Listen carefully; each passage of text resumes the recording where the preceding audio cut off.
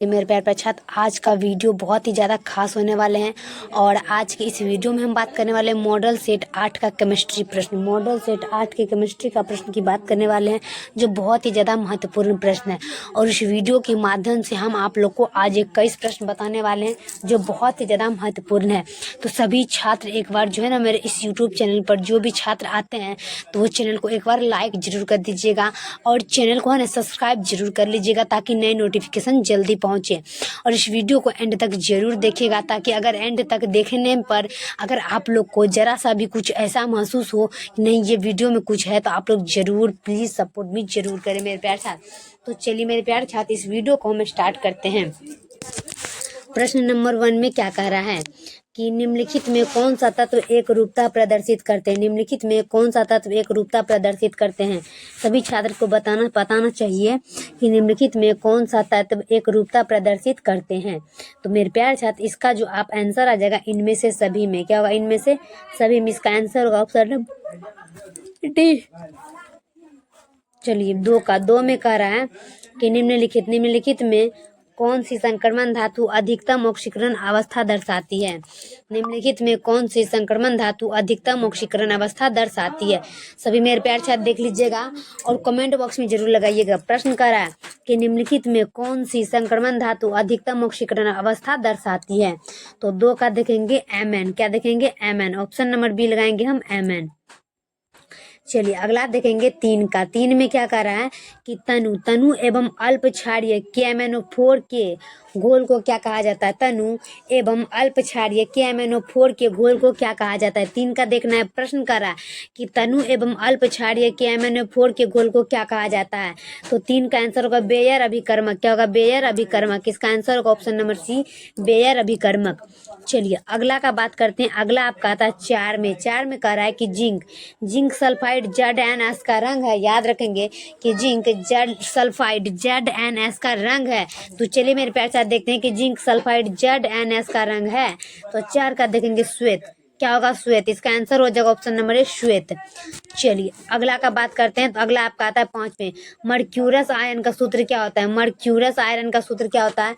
5 का देखेंगे Hg22+। Hg22+ मर्क्यूरक iron का सूत्र हो जाएगा Hg22+। तो इसका आंसर होगा option number C, Hg22+। Option number C. चलिए अगला देख लेते हैं। अगला आपका आता है 6 नंबर का। 6 नंबर का प्रश्न कर रहा है कि किसी संक्रमण तत्व X का +3 ऑक्सीकरण अवस्था में विन्यास 3d4 है, तो X का परमाणु संख्या क्या होगा। प्रश्न कर रहा है कि किसी संक्रमण तत्व X का +3 ऑक्सीकरण अवस्था में विन्यास 3d4 है, तो X का परमाणु संख्या क्या होगा। 6 का देखना है और 6 का आंसर होगा 25। ऑप्शन नंबर ए लगाएंगे हम 25। चलिए अगला देख लेते हैं। अगला क्या कर रहा है 7 में कि सोना धातु Au का ऑक्सीकरण संख्या होती है। सोना धातु Au का ऑक्सीकरण संख्या होती है। सभी मेरे प्यार साथ देखिएगा कि सोना धातु Au का ऑक्सीकरण संख्या होती है। 7 का देखेंगे और 7 का आपका आंसर हो जाएगा +1 में। क्या होगा? +1 में। इसका आंसर होगा ऑप्शन नंबर ए, +1।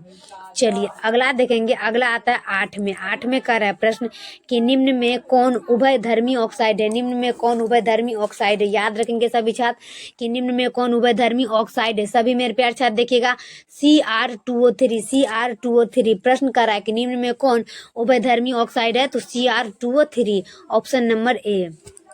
चलिए अगला देखेंगे हम 9 का कि निम्न में डी ब्लॉक तत्व है। निम्न में डी ब्लॉक तत्व है। सभी छात्र देखिएगा कि निम्न में डी ब्लॉक तत्व है। 9 का देखेंगे और 9 का आंसर होगा HS। क्या होगा? HS। प्रश्न कर रहा है कि निम्न में डी ब्लॉक तत्व है, तो HS। ऑप्शन नंबर बी लगाएंगे हम HS। चलिए अगला देखेंगे। अगला आपका आता है 10 में। 10 में कह रहा है कि निम्न में किस समूह को सिक्का धातु कहते हैं। निम्न में किस समूह को सिक्का धातु कहते हैं। याद रखेंगे निम्न में किस समूह को सिक्का धातु कहते हैं। चलिए देखते हैं कि निम्न में किस समूह को सिक्का धातु कहते हैं। 10 का देखेंगे AU AG AU CU AG AU copper sulphate argon. चलिए इसका आंसर होगा ऑप्शन नंबर ए। चलिए अगला देखेंगे, अगला आता है 11 का कि संक्रमण तत्वों के द्वारा अधिकतम ऑक्सीकरण अवस्था प्रदर्शित हो सकते हैं, कि संक्रमण तत्वों के द्वारा अधिकतम ऑक्सीकरण अवस्था प्रदर्शित हो सकते हैं। सभी छात्र को पता होना चाहिए कि संक्रमण का जो तत्व होता है वो ऑक्सीकरण अवस्था को प्रदर्शित कर सकते हैं। तो 11 का आपका हो जाएगा +8। क्या हो जाएगा? +8। मतलब संक्रमण जो आता है तो वो प्लस से आता है, तो उसे हम क्या कहते हैं? +8। तो इसका आंसर होगा ऑप्शन नंबर बी। चलिए अगला देखेंगे हम 12 का कि अम्लीय पोटासियम पर मैग्नेट रंगहीन होता है। अम्लीय पोटासियम पर मैग्नेट रंगहीन होता है। याद रखेंगे मेरे प्यार छात्र कि अम्लीय पोटासियम पर मैग्नेट रंगहीन होता है। 12 का देखेंगे मोर लवण से। क्या होगा? मोर लवण से। ऑप्शन नंबर सी लगाएंगे हम, मोर लवण से। अम्लीय पोटासियम पर मैग्नेट रंगीन होता है मोर लवण से। Option number C. चलिए अगला देखेंगे हम 13 का। 13 में कह रहा है प्रश्न कि अमलगम का आवश्यक अवयव है। अमलगम का आवश्यक अवयव है। याद रखेंगे कि अमलगम का आवश्यक अवयव है। 13 का देखेंगे Hg। क्या होगा? Hg। ऑप्शन नंबर सी लगाएंगे। प्रश्न कहता है कि अमलगम का आवश्यक अवयव है तो Hg। इसका आंसर होगा ऑप्शन नंबर सी, अवयव, Hg। चलिए अगला देखेंगे हम। अगला आता है 14 नंबर में कि अमोनियम मैग्नेट का सूत्र क्या होता है। अमोनियम मैग्नेट का सूत्र क्या होता है? 14 का अमोनियम मैग्नेट का सूत्र होता है NH4 2MnO4। MnH4 2MnO4। Answer लगाएंगे कि NH4 2MnO4। अमोनियम मैग्नेट का सूत्र होता है NH4 2MnO4। तो इसका आंसर होगा ऑप्शन नंबर बी। चलिए अगला देखेंगे हम 15 का। 15 में क्या कह रहा है कि निम्न में कौन सा तत्व उभयधर्मी ऑक्साइड बनाता है। निम्न में कौन सा तत्व उभयधर्मी ऑक्साइड बनाता है। सभी छात्र देखना है कि निम्न में कौन सा तत्व उभयधर्मी ऑक्साइड बनाता है। Zn। Option number C. चलिए अगला देख लेंगे हम 16 का कि कौन प्रथम संक्रमण श्रेणी संबंधित नहीं है। कौन प्रथम संक्रमण श्रेणी से संबंधित नहीं है। 16 का देखेंगे कि कौन प्रथम संक्रमण श्रेणी से संबंधित नहीं है, तो ये हो जाएगा आर्गन, Ag। क्या होगा? आर्गन। ऑप्शन नंबर सी लगाएंगे हम, Ag। चलिए अगला देखेंगे 17 का। तो मरकरी पारा किस कारण कमरे के ताप पर द्रव अवस्था में निकलने वाली अकेली धातु है। कि मरकरी पारा किस कारण से कमरे के ताप पर द्रव अवस्था में मिलने वाली अकेली धातु है। सभी मेरे प्यार छात्र देखिएगा, प्रश्न कर रहा है कि मरकरी पारा किस कारण से कमरे के ताप पर द्रव अवस्था में मिलने वाली अकेली धातु है। 17 का हो जाएगा अपनी बहुत उच्च आयनन एंथलीप व दुर्लभ धातित्व बंध। कह रहा है कि अपनी बहुत उच्च आयनन एंथलीपी व दुर्लभ धातित्व बंध। Option number A.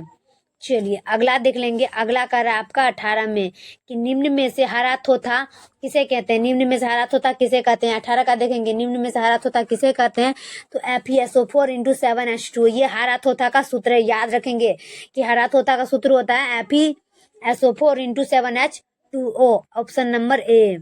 चलिए 19 का देखेंगे कि किस ग्रुप के तत्वों को संक्रमण तत्व कहा जाता है। किस ग्रुप के तत्वों को संक्रमण तत्व कहा जाता है, तो चलिए हम देते हैं कि डी ब्लॉक का जो तत्व होता है उसे हम संक्रमण तत्व कहते हैं। किसे कहते हैं? डी ब्लॉक तत्व का संक्रमण तत्व कहते हैं। Option number C.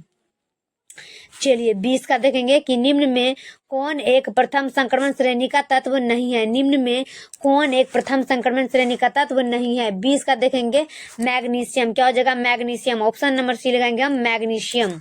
चलिए अगला देखेंगे। अगला आता है 21 में। 21 में प्रश्न कर रहा है कि विद्युत चुंबक, कह रहा है प्रश्न कि विद्युत चुंबक बनाने के लिए सर्वोपयोगी पदार्थ है। विद्युत चुंबक बनाने के लिए सर्वोपयोगी पदार्थ है। सभी छात्र देखिएगा, तो नरम लोहा। नरम लोहा जो होता है ना वो विद्युत चुंबक बनाने के लिए बहुत ही ज्यादा अच्छा पदार्थ है। तो लास्ट प्रश्न था विद्युत चुंबक बनाने के लिए सबसे अच्छा पदार्थ होता है वो होता है नरम लोहा। तो इसका आंसर होगा ऑप्शन नंबर ए। तो फाइनली मेरे प्यार साथ वीडियो कैसा लगता है कमेंट में जरूर बताइएगा, और इस वीडियो को जितना हो सके उतना शेयर जरूर करिएगा। तब तक के लिए नेक्स्ट वीडियो में मिलते हैं। जय हिंद, जय भारत।